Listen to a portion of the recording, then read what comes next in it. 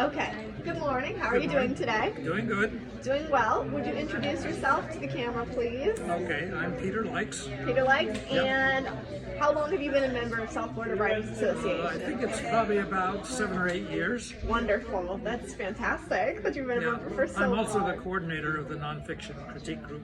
Oh, really? Yes. I didn't even know. That's fantastic. Well, we'll have to get your name out there. So I have a couple of questions for you today, Peter. Okay. My first question is, which literary genre do you prefer to write the most? I mostly write nonfiction Well, yes. related to scientific subjects, Okay. making them understandable to non-specialists. I heard today in your reading, it was really wonderful. I loved it a lot. Thank you. My father's a big fan of science fiction and some nonfiction work, so if you have any pieces that you're selling or that are available, I'd love to. Well, I have a book. And then I would love to purchase it and give it to him. I think he would love it. My next question is, would you provide a short synopsis of your favorite piece that you've ever written? Well, that would be my recent book, which was published last year. It's called The Patchwork Human, and it's really about human evolution for the non-specialist. And the main point of it all, in the title, is that our bodies and our behavior down to the molecular level is a patchwork of very old things from millions of years ago, evolution, up to things that are more recent. So we're like a quilt that's been put together from old pieces. Is your educational background in Biology and genetics. And genetics. Yeah. That is so cool. My next question would be, and this is an interesting one because you are so interested in biology and genetics, what author inspires you the most? Well, I saw that question on your list, and my first reaction was too many to name. But the two that came to mind are not nonfiction writers.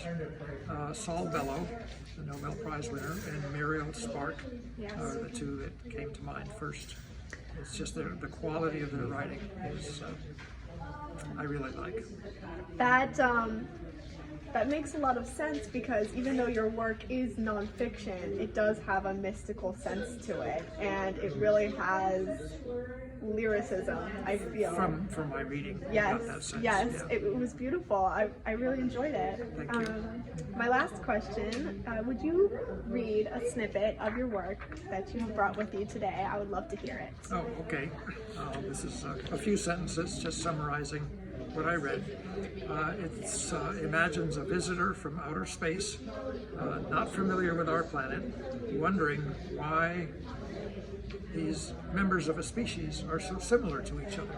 Is it something inside them that makes them that way, or is it how they live? Is it their environment?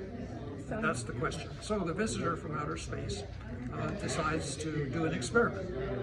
And that experiment is, let's plant an acorn inside of a human womb and see what we get.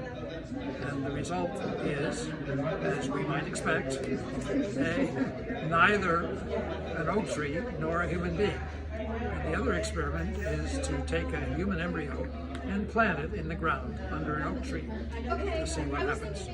No oak tree seedling appears and no human appears. So the environment is clearly important in the perpetuation of the species. That's so cool. So it's really a study of nature versus nurture here when it comes down to it. Will the environment affect the embryo versus the seedling? Well, if you look at the details, yes. Yes, absolutely. Thank you so much for reading. I really appreciated it. Okay, my pleasure. Thanks for the questions. Of course.